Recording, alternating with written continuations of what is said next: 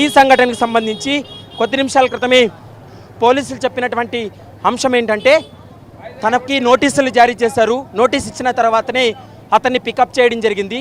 తర్వాత ఇప్పుడు చిక్కడపల్లి పిఎస్కి తీసుకువచ్చి అతని స్టేట్మెంట్ రికార్డ్ చేస్తారు. ముందుగా స్టేట్మెంట్ రికార్డ్ చేసిన తర్వాత ఈ కేసులో సాక్షుల యొక్క స్టేట్మెంట్లు కూడా పరిగణలోకి తీసుకుంటారు.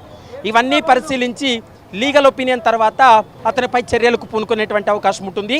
మరోవైపు అల్లు అర్జున్ తరపు న్యాయవాదులు కూడా మరికొద్దిసేపట్లోనే 105 అనేది కూడా ఇది నాన్ బెయిల్బుల్ కింద వస్తున్నటువంటి సెక్షన్ కాబట్టి సో ఈ నేపథ్యంలో ఆయన్ను అరెస్ట్ చేసే అవకాశం ఉంటుందా? కేవలం స్టేట్మెంట్ మాత్రమే రికార్డ్ చేయబోతున్నారా?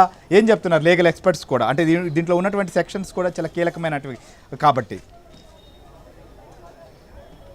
ఎగ్జాక్ట్లీ ఒక మహిళ ప్రాణాలు కోల్పోవడంతో ఈ కేసును చాలా ఛాలెంజింగ్గా తీసుకున్నారు. ఈ కేసులో సంధ్యా థియేటర్ యాజమాన్యం తప్పిదం, మరోవైపు అల్లు అర్జున్ సంధ్యా థియేటర్కి వచ్చేటువంటి సమాచారాన్ని కూడా పోలీసులకు ఇవ్వకపోవడం, మరోవైపు అల్లు అర్జున్ కూడా ఇలా వాళ్ళ టీం కానీ అల్లు అర్జున్ కానీ ముందస్తు సమాచారం లేకపోవడం వల్ల ఈ తొక్కిసలాట జరిగింది. ఒక మహిళ ప్రాణాలు కోల్పోయింది, మరోవైపు ఒక అబ్బాయి ప్రాణాలతో కొట్టుమిట్టాడుతున్నటువంటి పరిస్థితి.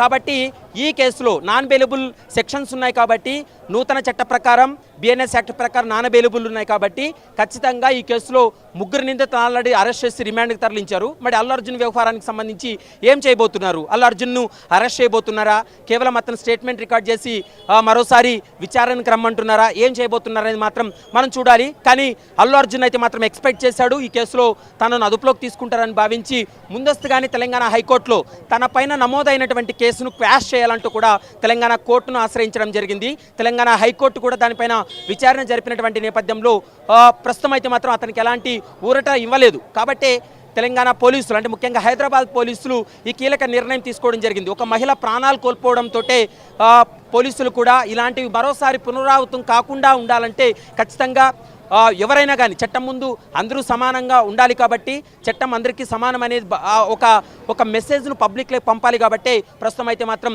అల్లు అర్జున్ను అదుపులోకి తీసుకున్నట్టు మనకు సమాచారం అందుతుంది. పుష్ప 2లో జరిగినటువంటి తొక్కిసలాట అంశానికి సంబంధించి పోలీసులు కొన్ని ఆధారాలు సేకరించారు. అంటే అక్కడ జరిగినటువంటి సంఘటన సమయంలో అక్కడ ఏం జరిగిందనేటువంటి అంశానికి సంబంధించి కొన్ని వీడియోలను పరిశీలించి